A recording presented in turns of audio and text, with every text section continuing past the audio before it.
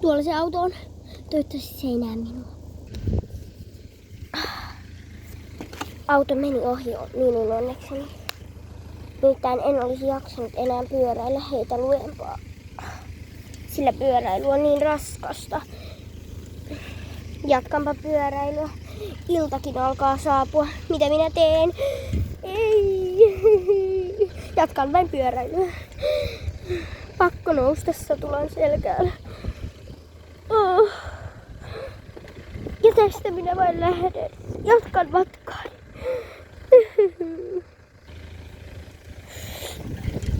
Ui!